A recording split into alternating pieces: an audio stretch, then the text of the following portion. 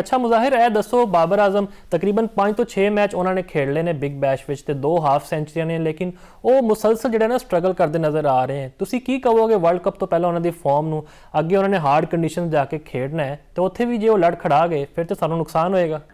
बिल्कुल तुसी सही फरमा रहे हो नवाज साहब, जो बाबर आजम की असीं परफॉर्मेंस देख रहे हैं सानूं ਅਸੀਂ ਸਾਰੇ ਸਮਝਦੇ ਸੀ ਕਿ ਬਿਗ ਬੈਸ਼ ਦੇ ਵਿੱਚ ਪਾਕਿਸਤਾਨੀ ਪਲੇਅਰ ਜਾਣਗੇ ਤੇ ਅੱਛਾ ਪਰਫਾਰਮ ਕਰਨਗੇ, ਥੋੜਾ ਪਾਕਿਸਤਾਨ ਦਾ ਨਾਂ ਹੋਏਗਾ। ਤੁਸੀਂ ਬਾਬਰ ਨੂੰ ਵੇਖ ਲਓ, ਸਭ ਤੋਂ ਪਹਿਲੇ ਤਾਂ ਅਸੀਂ ਬਾਬਰ ਦੀ ਗੱਲ ਕਰ ਲੈਂਦੇ ਹਾਂ ਕਿ ਬਾਬਰ ਆਜ਼ਮ ਸਿਰਫ 2 50 ਤੇ ਉਹ ਵੀ ਬਿਲਕੁਲ ਸਲੋ ਸਟ੍ਰਾਈਕ ਰੇਟ ਨਾਲ ਮਜ਼ਾ ਨਹੀਂ ਆ ਰਿਹਾ ਉਹਨਾਂ ਦੀ ਬੈਟਿੰਗ ਦੇਖਣ ਦਾ। ਤੇ ਇਹ ਬਿਲਕੁਲ ਖਤਰੇ ਦੀ ਉਹਨਾਂ ਦੇ ਵਾਸਤੇ ਘੰਟੀ ਹੈਗੀ ਹੈ ਕਿ ਅਗਰ ਫਿਰ ਉਹ ਸ਼੍ਰੀਲੰਕਾ ਦੇ ਅੰਦਰ ਵਰਲਡ ਕੱਪ ਖੇਡਣਾ ਚਾਹੁੰਦੇ ਨੇ ਤਾਂ ਉਹਨਾਂ ਨੂੰ ਆਪਣੀ ਪਰਫਾਰਮੈਂਸ ਵਿਖਾਉਣੀ ਚਾਹੀਦੀ ਸੀ। ਤੇ ਹੁਣ ਜੋ ਨਜ਼ਰ ਆ ਰਿਹਾ ਉਹਦੇ ਅੰਦਰ ਇਹੀ ਹੈਗਾ ਕਿ ਬਾਬਰ ਅਗਰ ਤੇ ਐਸਨਲੀ ਜੇ ਹੋ ਸਕਦਾ ਸਿਲੈਕਸ਼ਨ ਕਮੇਟੀ ਦੇ ਜਿਹੜੇ ਅਰਕਾਨ ਹੈਗੇ ਨੇ ਉਹ ਕੀ ਪਤਾ ਇਹਨਾਂ ਨੂੰ ਸਿਲੈਕਟ ਵੀ ਕਰਦੇ ਨੇ ਕਿ ਨਹੀਂ ਕਰਦੇ, ਕਿਉਂਕਿ ਇਹ ਸਟ੍ਰਾਈਕ ਰੇਟ ਦੇ ਨਾਲ ਤੇ ਅਸੀਂ T20 ਵਰਲਡ ਕੱਪ ਬਿਲਕੁਲ ਵੀ ਨਹੀਂ ਜਿੱਤ ਸਕਦੇ।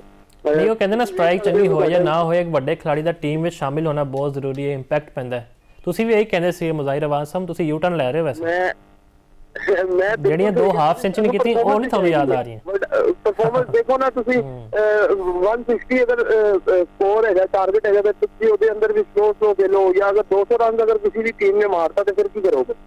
ਤੇ ਉਹੀ ਗੱਲ ਹੈ ਕਿ ਫਿਰ ਤੁਸੀਂ 120 ਸਟ੍ਰਾਈਕ ਰੇਟ ਨਾਲ ਤਾਂ ਚੱਲ ਨਹੀਂ ਸਕਦੇ, 110 ਸਟ੍ਰਾਈਕ ਰੇਟ ਨਾਲ ਨਹੀਂ ਚੱਲ ਸਕਦੇ। ਸਾਨੂੰ ਬਿਲਕੁਲ ਹੁੰਦਾ ਖਵਾਜਾ ਇਹਨੇ ਕੱਲ ਅੱਛਾ ਪਰਫਾਰਮ ਕੀਤਾ ਇਹਨੇ ਜਿਹੜਾ ਇਹਨੇ ਮੈਚ ਖੇਲਿਆ ਸੀ ਸ਼੍ਰੀਲੰਕਾ। ਉਸ ਤੋਂ ਇਲਾਵਾ ਵੀ ਸਾਨੂੰ ਹਿੱਸਰ ਜ਼ਿਆਦਾ ਚਾਹੀਦੇ ਨੇ, ਲੇਕਿਨ ਫਿਰ ਗੱਲ ਹੋਈ ਆ ਜਾਂਦੀ ਹੈ ਕਿ ਜੋ ਪਾਕਿਸਤਾਨ ਨੇ ਲਾਸਟ ਏਸ਼ੀਆ ਕੱਪ ਦੇ ਅੰਦਰ ਕੀਤਾ ਇੱਕਦਮ ਕਲੈਪਸ ਕਰ ਜਾਂਦੇ ਸੀ।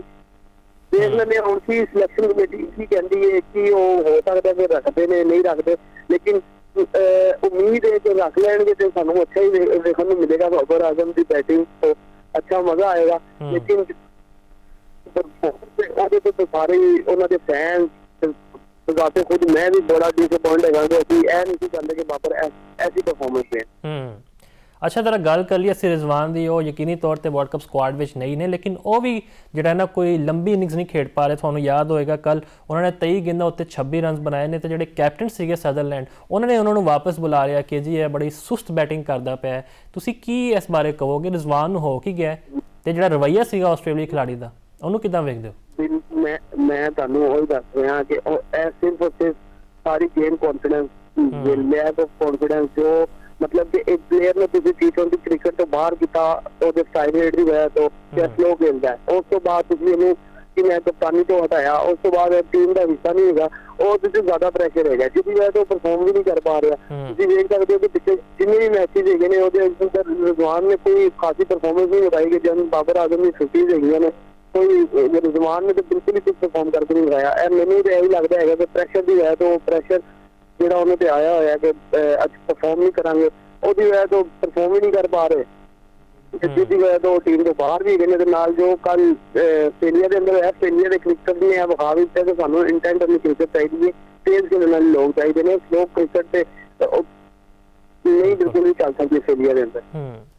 ਅੱਛਾ ਮੁਜ਼ਾਹਿਰ ਜ਼ਰਾ ਗੱਲ ਕਰ ਲਈਏ, ਤੁਹਾਨੂੰ ਪਤਾ ਹੈ ਕਿ ਅਜੇ ਮੁਮਕਿਨ ਸਕੁਆਡ ਦਾ ਐਲਾਨ ਹੋਣਾ ਹੈ ਤੇ ਖਵਾਜਾ ਨਾਫੇ ਨੇ ਬੜੀ ਅੱਛੀ ਇਨਿੰਗਸ ਇੱਕ ਖੇਡੀ ਹੈ ਤੇ ਉਹਨਾਂ ਦੇ ਨਾਲ ਅਸੀਂ ਵਸੀਮ ਜੂਨੀਅਰ ਦੀ ਗੱਲ ਕਰੀਏ ਉਹਨਾਂ ਨੂੰ ਤਾਂ ਯਕੀਨੀ ਤੌਰ ਤੇ ਸਕੋਰ ਪਿਆ ਹੈ, ਲੇਕਿਨ ਹੁਣ ਕਿਹਾ ਜਾ ਰਿਹਾ ਕਿ ਖਵਾਜਾ ਨਾਫੇ ਤੇ ਵਸੀਮ ਜੂਨੀਅਰ ਨੂੰ ਸਕੁਆਡ ਵਿੱਚ ਨਹੀਂ ਰੱਖਿਆ ਜਾਏਗਾ ਤੇ ਇਸ 1-2 ਮੈਚ ਦੇ ਅਸੀਂ ਬੇਸ ਦੇ ਉੱਤੇ ਖਿਡਾਰੀ ਨੂੰ ਬਾਹਰ ਬਹਾ ਦਈਏ ਤੇ ਤੁਸੀਂ ਸਮਝਦੇ ਹੋ ਕਿ ਫੈਸਲਾ ਠੀਕ ਹੋਏਗਾ?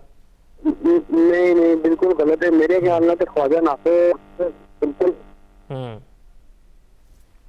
ਪਰਫਾਰਮੈਂਸ ਦਿਖਾਈ ਹੈ ਉਸ ਟਾਈਮ ਇਹੀ ਪਰਫਾਰਮੈਂਸ ਦਿਖਾਣੀ ਬਣਦੀ ਸੀ ਜਿੰਨਾ ਸਕੋਰ ਲੱਗਾ ਹੋਇਆ ਸੀ ਬੋਰਡ ਤੇ। ਰਹਿ ਗਈ ਗੱਲ ਵਸੀਮ ਜੂਨੀਅਰ ਦੀ, ਤੇ ਵਸੀਮ ਜੂਨੀਅਰ ਪਿਛਲੇ ਕਈ ਹਫ਼ਤੇ ਤੋਂ ਟੀਮ ਦੇ ਨਾਲ ਕਰਦੇ ਪਏ, ਉਹ ਉਹਨਾਂ ਨੂੰ ਐਕਸਪੀਰੀਅੰਸ ਹੋ ਗਿਆ ਵੀ ਕਹਿੰਦੇ ਅਸੀਂ ਪਰਫਾਰਮ ਕਰਨਾ, ਲੇਕਿਨ ਉਹਨਾਂ ਦੇ ਜੋ ਲਾਸਟ ਮੈਚ ਦੇ ਅੰਦਰ ਸਕੋਰ ਖਾਧਾ ਹੈ 3 ਓਵਰਾਂ 'ਚ 54 ਸਕੋਰ ਖਾਧਾ ਮੁਜ਼ਾਹਿਰ ਸਾਹਿਬ, ਉਹ ਹੈ ਕੋਈ ਮਜ਼ਾਕ ਤੇ ਨਹੀਂ ਹੈਗਾ। ਅਸੀਂ ਕਹਿੰਦੇ ਸੀ ਜੀ ਡੈਥ ਓਵਰ ਬੜਾ ਚੰਗਾ ਕਰਦਾ ਤੇ ਇਵੇਂ ਦਾ ਡੈਥ ਓਵਰ ਸਾਨੂੰ ਲੱਭ ਗਿਆ ਕੋਈ ਵਰਲਡ ਕੱਪ ਵਿੱਚ, ਫਿਰ ਅਸੀਂ ਕੀ ਕਰਾਂਗੇ?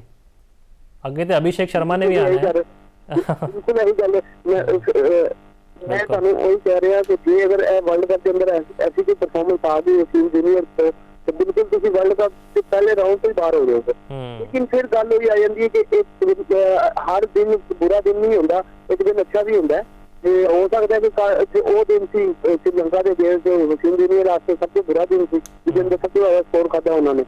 ਤੇ ਅਗਰ ਮੇਰੇ ਖਿਆਲ ਨਾਲ ਤੇ ਉਹਨਾਂ ਨੂੰ ਮੌਕਾ ਦੇਣਾ ਚਾਹੀਦਾ, ਕਿਉਂਕਿ ਸਾਡੇ ਕੋਲ ਹੋਰ ਕੋਈ ਬੋਲਰ ਮੇਰੇ ਖਿਆਲ ਨਾਲ ਤੇ ਨਜ਼ਰ ਨਹੀਂ ਆ ਰਿਹਾ, ਨਾ ਇਹਨਾਂ ਨੇ ਆਬਾਦ ਫਰੀਦ ਨੂੰ ਰੱਖਿਆ ਨਾ ਕਿਸੇ ਹੋਰ ਨੂੰ। ਤੇ ਮੇਰੇ ਖਿਆਲ ਨਾਲ ਠੀਕ ਹੈ, ਵਸੀਮ ਜੂਨੀਅਰ ਨੂੰ ਲੈ ਕੇ ਜਾਣਾ ਚਾਹੀਦਾ। ਸਭ ਤੋਂ ਪਹਿਲੇ ਤੇ ਸਾਡੇ ਪਾਕਿਸਤਾਨੀ ਆਵਾਮ ਦਾ ਸਭ ਤੋਂ ਵੱਡਾ ਮਸਲਾ ਹੈਗਾ ਨਾ ਕਿ ਸਾਡਾ ਕੋਈ ਇੱਕ ਪਲੇਅਰ ਅੱਛਾ ਪਰਫਾਰਮ ਕਰ ਦੇ ਤੇ ਬਸ ਅਸੀਂ ਉਹਨੂੰ ਚੁੱਕ ਕੇ ਜੀ ਕੋਈ ਵਿਰਾਟ ਕੋਹਲੀ ਦੇ ਬਰਾਬਰ ਤੇ ਕਦੀ ਕਿਤੇ ਬਰਾਬਰ ਕਰ ਦਿੰਦੇ ਹਾਂ। ਪਰ ਉਹ ਦੇਖੋ ਕਿੰਨਾ ਅਰਸਾ ਹੋ ਗਿਆ ਕਿ ਸਾਇਮ ਅਯੂਬ ਬਿਲਕੁਲ ਵੀ ਪਰਫਾਰਮੈਂਸ ਨਹੀਂ ਦਿਖਾ ਰਹੇ। ਕੋਈ ਇੱਕ ਇਨਿੰਗ ਦੀ ਵਿੱਚ ਤਕਰੀਬਨ ਏਸ਼ੀਆ ਕੱਪ ਦੇ ਅੰਦਰ ਬਿਲਕੁਲ ਫਲॉप ਨਜ਼ਰ ਆਏ ਨੇ। ਹੁਣ ਵਰਲਡ ਕੋਈ ਰੰਗ ਨਹੀਂ ਹੈ, ਸਾਨੂੰ ਵੱਡਾ ਸਕੋਰ ਚਾਹੀਦਾ ਹੈ, ਲੇਕਿਨ ਸਾਇਮ ਅਯੂਬ ਤੇ ਮੇਰੇ ਖਿਆਲ ਨਾਲ ਤੇ ਇਹਨਾਂ ਵਾਸਤੇ ਲਾਸਟ ਚਾਂਸ ਮੇਰੇ, ਲੇਕਿਨ ਉਮੀਦ ਹੈ ਕਿ ਮਿਲ ਜਾਏਗਾ। ਹੋਰ ਕੋਈ ਤੁਹਾਡੇ ਕੋਲ ਹੈ ਇਹਨਾਂ ਲਾਸਟ ਚਾਂਸ, ਲੇਕਿਨ ਉਹ ਵੀ ਇਹਨਾਂ ਨੇ ਨਹੀਂ ਪਾਈ। ਇਸ ਤੋਂ ਹੁਣ ਮੈਂ ਕੀ ਕਹਿ ਸਕਦਾ ਸਾਇਮ ਅਯੂਬ ਨੂੰ, ਮੈਂ ਅਗਰ ਮੈਂ ਸਿਲੈਕਸ਼ਨ ਕਮੇਟੀ ਦਾ ਅਗਰ ਹੈਡ ਹੋਵਾਂ ਤਾਂ ਮੈਂ ਸਾਇਮ ਅਯੂਬ ਨੂੰ ਰੱਖਾਂ ਹੀ ਨਾ। ਨਹੀਂ, ਵੈਸੇ ਤੁਸੀਂ ਇਹ ਬੜੀ ਵੱਡੀ ਗੱਲ ਕਰਤੀ ਹੈ। ਉਹਦੇ ਵਰਗਾ ਸਟਾਈਲਿਸ਼ ਪਲੇਅਰ ਉਹ ਕਹਿੰਦੇ ਜੀ ਹੈ ਹੀ ਕੋਈ ਨਹੀਂ, ਜਿਹੜੇ ਉਹਨਾਂ ਦੇ ਫੈਨਸ ਕਹਿੰਦੇ ਨੇ।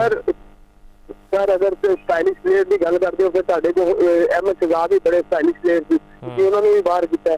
ਸਟਾਈਲਿਸ਼ ਪਲੇਅਰ ਦੀ ਗੱਲ ਕਰਦੇ ਸਾਨੂੰ ਮੈਚ ਜਿੱਤਣ ਦੀ ਪਰਫਾਰਮੈਂਸ ਵਿਖਾਉਣ ਦੀ। ਅਗਰ ਤੁਸੀਂ ਇੰਝ ਗੱਲ ਕਰੋਗੇ ਕਿ ਸਟਾਈਲਿਸ਼ ਨੂੰ ਫੜਦੇ ਅਸੀਂ ਕੋਈ ਉਹ ਤਾਂ ਨਹੀਂ ਦੇ ਸਕਦੇ ਜਾਂ ਕੋਈ ਬੈਟਿੰਗ ਬੋਲਿੰਗ ਨਹੀਂ ਦੇ ਸਕਦੇ। ਪਰਫਾਰਮੈਂਸ ਵਿਖਾਓਗੇ ਤੇ ਟੀਮ ਦੇ ਅੰਦਰ ਰਹੋਗੇ, ਅਗਰ ਪਰਫਾਰਮੈਂਸ ਨਹੀਂ ਵਿਖਾਓਗੇ ਬਾਹਰ ਜਾਓਗੇ।